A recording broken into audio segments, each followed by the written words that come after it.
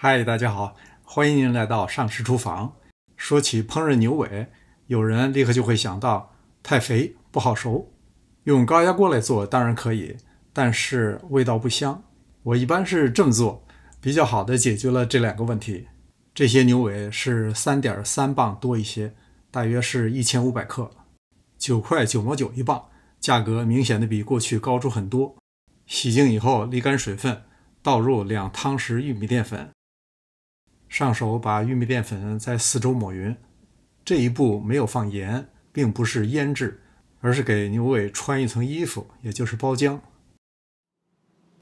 2根芹菜切成小段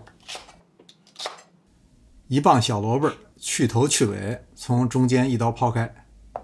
这芹菜和小萝卜和牛尾特别对味儿。洋葱也不能少，半个切成小块。接下来锅里摊开少许油，用什么锅呢？您得注意，不能用不粘锅，可以用铸铁锅，或者是像这种底儿比较厚的肯定粘的锅。这一步基本上是干煎，要把表面的包芡和油脂煎至微黄，甚至粘到锅底。这时的火力一定要控制好，不能太大。在煎炒过程中，牛尾表面的油脂会慢慢析出，在锅底会结成一层微黄焦香的物质。这一招应该是变相的炸油渣。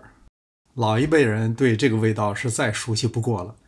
把牛尾捞出以后，迅速倒入1大杯凉水，接着再把水烧开。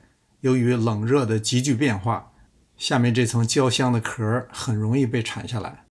同时加入2汤匙番茄酱，这时候放是因为容易打散。这整个一锅刷锅水，不过并不普通。煮开以后，倒入放好牛尾的铸铁锅里，这时候就可以开火煮了。同时要把配料也炒一下。锅内放少许油，先炒姜片，再放洋葱。洋葱炒出香味以后，下入芹菜和小萝卜。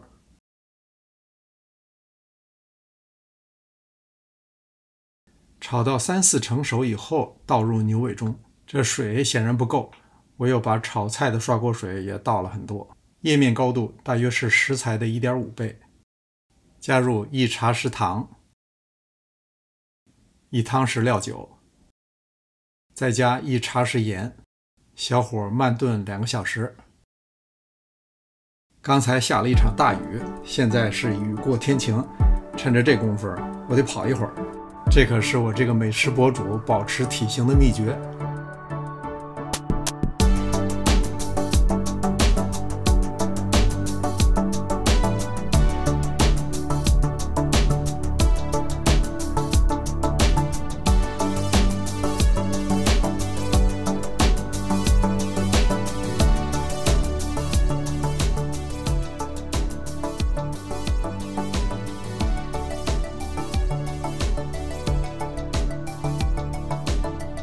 小火炖了2个小时，那真叫满屋飘香。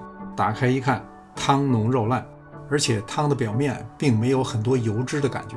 用这个牛尾煲来盖浇米饭，那才叫名副其实的盖了帽了。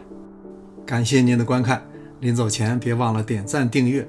这里是上师厨房，我们下次再见。